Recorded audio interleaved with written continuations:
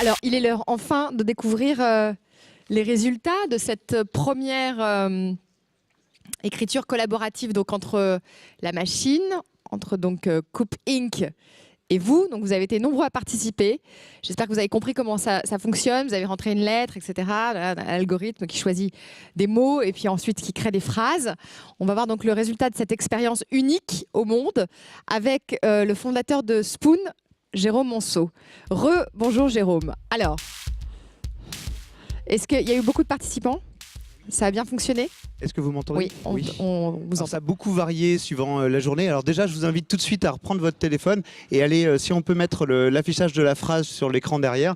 Et pourquoi pas participer dans les derniers mots. Il reste un mot. On peut terminer peut-être la phrase il manque une lettre, dans la dizaine de minutes qu'on a aujourd'hui. Alors, il s'est passé plein de choses aujourd'hui. On a eu donc au début un fort pic d'utilisation. J'avoue que c'est la première fois qu'on fait ça, donc on ne savait vraiment pas à quoi s'exposer. C'était une expérience totale. On a pris beaucoup de risques en tentant ça. Donc je vous lis la phrase et n'hésitez pas à poursuivre son écriture. Artistes et robots sont les meilleurs copains. Par contraste, ils sont trop différents pour s'aimer. Il faudrait aller vers un monde plus chaleureux et plus ouvert à l'intuition. Nous devenons des créatures souveraines. Ouais, je vous laisse la suite, profitez-en pour participer. Donc la particularité de ce texte, vous l'avez compris, c'est qu'aucun d'entre nous individuellement ne l'a écrit. Il y a eu, chacun d'entre nous a pu participer. En moyenne, on avait une dizaine, une quinzaine de collaborateurs. Un peu plus au départ, non? J'ai vu qu'il y avait... Un peu plus au départ, oui. Ouais. Les premières lettres, on avait quasiment 90, 100 personnes. Ouais, on était à cet ordre-là. C'est intéressant, on a vu les fluctuations, on a vu aussi se séparer parfois dans les populations des opinions. Certains étaient très pour un type de mot, d'autres très pour un autre. Par exemple, à un moment, on a vu il faudrait aller vers un monde plus con, point. Voilà. Et puis il y a des gens qui se sont opposés à ça, qui ont fait backspace, delete word. Donc le mot s'est effacé et puis après on est revenu sur un autre texte. Donc j'ai pris quelques petites notes des retours qu'on a pu avoir. Alors déjà, je voulais faire un lien avec l'IA. Bien évidemment, le système d'IA derrière, il est monstrueusement simple. Hein. En l'occurrence, c'est un threshold. On accumule la totalité des participations. Il y a énormément de choses à faire, par contre, en termes d'IA sur chacune des contributions. Mais pour l'instant, c'est encore un travail qui nous reste à découvrir. Néanmoins, à chaque fois qu'on fabrique un robot, nous en particulier, on est tous impliqués dans la technologie et dans l'intelligence artificielle et la robotique. On est tous, chacun d'entre nous, contributeurs des robots que nous fabriquons. On porte tous un bout des caractères, un bout des mots qu'on met dans les robots et dans les intelligences artificielles. D'une certaine façon, c'est un robot, une intelligence artificielle est une œuvre collective. Aujourd'hui réservée à une population d'experts comme vous, mais demain, pourquoi pas, réservée à toute la population, c'est-à-dire ma grand-mère elle-même pourrait participer à la création de l'intelligence de ce robot-là. Moi, c'est un avenir que je souhaite parce que je le veux inclusif, je veux qu'il prenne un maximum en compte la diversité des opinions et qu'il ne laisse pas à un petit groupe de personnes, ça peut être nous, ça peut être d'autres personnes à l'autre côté de la planète, le droit, le pouvoir d'imposer une façon de voir le monde à l'ensemble de la population. Au contraire, je veux que l'ensemble de la population participe à tout ça. Voilà. Alors, là, dans l'expérience, on a donné un thème, on a mis IA, on a mis robot, on a mis éthique, on a parlé d'art et de poésie. Ça a un peu influé sur l'écriture de ce texte-là. Dans les réflexions qu'on aura à la suite de ça, on aura...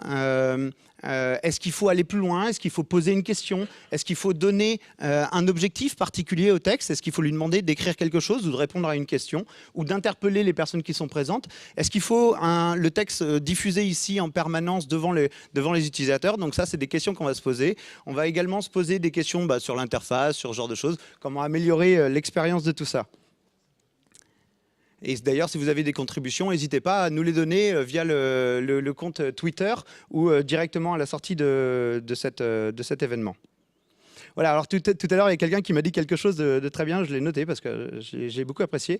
Il disait, on a inventé l'écriture, on a inventé l'imprimerie, et d'un coup, avec cette imprimerie, on pouvait tous lire simultanément le même texte. Aujourd'hui, on a devant nous la possibilité, là, tous ensemble, on va pouvoir inventer ça, on a la possibilité de tous écrire un texte unique tous ensemble. Alors ça, c'est une proposition, bien sûr. Je ne dis pas que ça va être la solution à tous les sujets. Néanmoins, de la coordination, de la coopération sur des populations assez grandes dans des pays très différents, je pense que c'est quelque chose qui peut être souhaitable. Donc pourquoi pas inventer l'imprimerie, mais à l'envers. En tout cas, on peut se poser la question et l'intelligence artificielle, la robotique seront peut-être des outils pour ça. Voilà. Alors après, on peut se poser des questions sur l'implication. Allez, terminez cette phrase-là. On peut se poser des questions sur ce texte. Quelles sont les implications? Est-ce qu'il faut modérer? Quelle est la place de la vision de l'expert dans tout ça? Est-ce que ça risque pas de faire du consensuel ou ce genre de choses? Pour l'instant, je n'ai pas de conclusion. Je pense qu'il faut passer du temps, réfléchir à tout ça, peut-être créer d'autres outils, détourner ce genre de choses et trouver d'autres moyens pour apprendre. Pour apprendre ce que ça peut devenir. Voilà. Donc je vous remercie en tout cas de votre participation et puis ce texte, on va le tweeter. Maligne. Allez, on va finir sur une touche positive peut-être. Manipulateur un tout petit peu, ouais. Je profite de mon influence.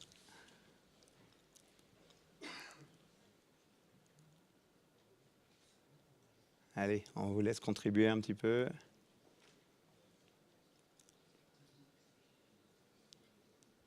Espace. Alors, dans les moments les plus rapides. Je peux vous poser une question, Jérôme? Oui, bien sûr. Non, mais parce que moi, je bosse dans le monde de l'édition, etc. Donc, oui. je trouve ça assez sympa, l'idée. Mais à quoi ça sert, en fait?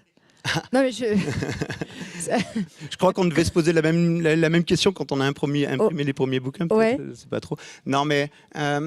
alors, on va le découvrir ensemble, on va l'inventer ensemble, mais avoir une parole unique d'un groupe de personnes, je vous dis, les implications, on va y réfléchir, mais il y a quand même quelque chose de très singulier, quelque chose qu'on n'avait jamais vu avant, surtout s'exprimant de manière aussi lisible pour tout le monde. Alors, est-ce que c'est donner la parole à un groupe de personnes sur une thématique?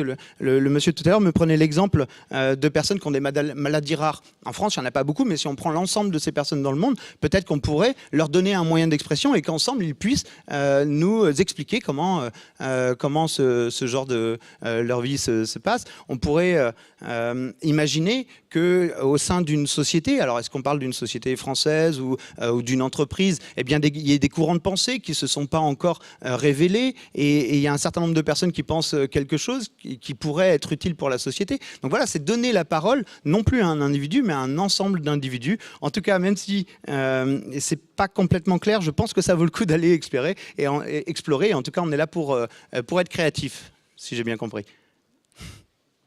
Merci. Voilà. Bon, je vous laisse terminer le texte et je vous remercie. Merci beaucoup, Jérôme. Merci.